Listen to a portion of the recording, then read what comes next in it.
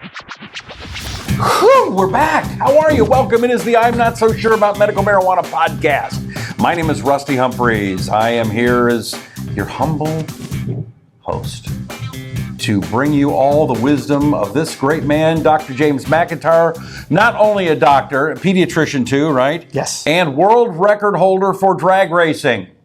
That is a fact. What more do you want? Really? Not much. Here's what we would like from you. If you would please subscribe, like, share, get notified, let people know about the show, and you don't want to miss any of the shows either. Also, our great sponsor is ReLeaf Dispensary.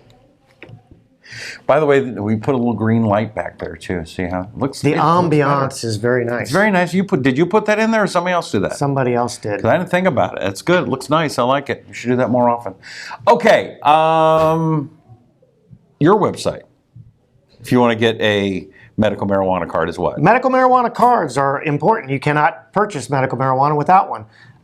You can get a hold of me, Dr. McEntire. I'm owning the company Progressive Osteopathic Therapies, the Green Pot Clinic. You can find me on the web, thegreenpotclinic.com, Facebook.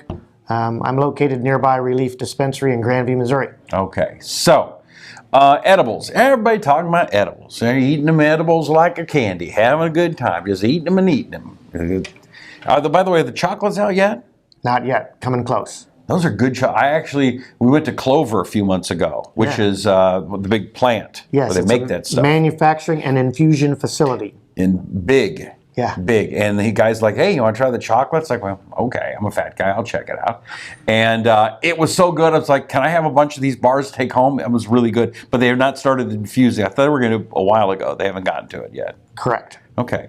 Well, if you'd also like to see how they make the gummies, we did an episode on that earlier. But you're telling me that it's hit or miss. It's not the same. Eating a gummy is not eating a gummy. Well, there's a lot of variations that people can expect when using edibles. Edibles are probably the least predictable delivery system, although very convenient. And you have one of the longest durations of action with edibles. But the problem that people experience with edibles is the absorption rate of an edible can vary from one use to the next. And people say, well, it's the same dose, it's the same product, the same manufacturer, same everything. How does that possibly happen? Well, the reason that happens is your gastrointestinal tract, your gut, has other food in it. I'm assuming you're not living on edibles. So depending on what's in your gut when you introduce that edible can directly impact or affect the way and the rate that that edible is absorbed into your body.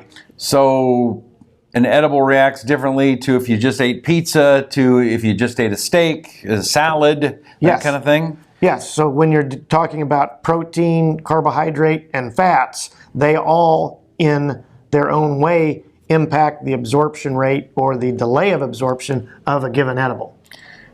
So what would you suggest? Eat an edible on an empty stomach? Is pizza better? Is steak better? But it really doesn't matter. It's reproducibility. So if you're using medical marijuana on a daily basis, then you're going to learn the best time and the best way that your body gets that into your system over time. You experience that with your diet and your routine. Okay. So if you're being regulated in a routine and you introduce that edible with the same kind of partners with food, then you can expect the same results every time. But very few people do that. Right. But when you're talking about someone that's suffering from chronic pain or chronic mental illness, they understand that and they know that, okay, if breakfast is at 8 o'clock every morning and I consume this type of food product, then my edible is going to affect me in this way at this time,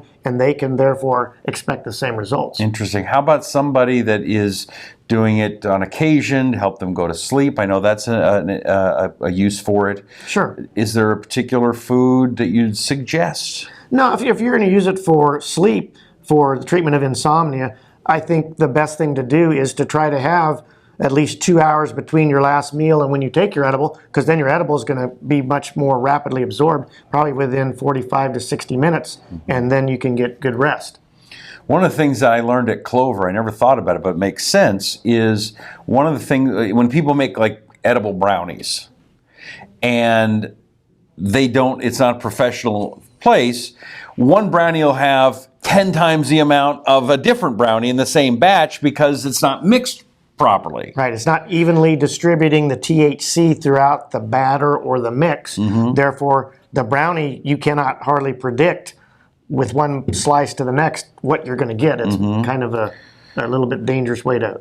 So that's one of the. We saw the guy, and he was stirring and stirring and stirring and stirring to just get it, consistent. And then each batch was tested. Correct. So it's pretty consistent. When it says it's 10 milligrams or 9.5 milligrams or 11 milligrams. That's what's in it. That's the way to go. Yes. Not so much the infuser, which we talked about a few episodes ago. That makes it more difficult, right? Because it's you're wanting to make sure that when you put your flour in your infuser, you use the same amount every time so that your butter or whatever tincture that you're producing is reliably what you thought it was. Okay, all right. If you just reach in your pocket and throw some flour in there. Which is kind of what they were, I know when people make brownies, that's just kind of what they do, is kind of throw it in and good luck. Yep. Don't do that. If you want predictability and reliability, then medical marijuana products are the way to go. All right. And I wonder where you go to get them in Missouri. Do you know a place where people should go to get? There's lots of places, but I think the best place is ReLeaf Dispensary. ReLeaf Dispensary. And where are they, Doc Mac? Well, they're in Grandview, Missouri. And do they have a website? They do. It's reliefmo.com, Rusty. Do they have a phone number? 816-597-4POT. No, really. 4-pot? The number 4, P-O-T. Pot. Okay. But I can't get into dispensary if I don't have a license, can I, Doc Mac?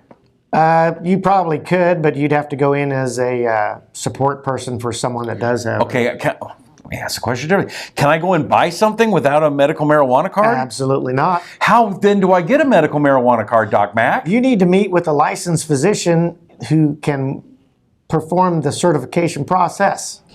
Any physicians in particular you might suggest? I think Doc Mac is a wonderful place to go to get that information. And how do I get a hold of you, Doc Mac? I have the World Wide Web location, thegreenpotclinic.com, or you can reach me at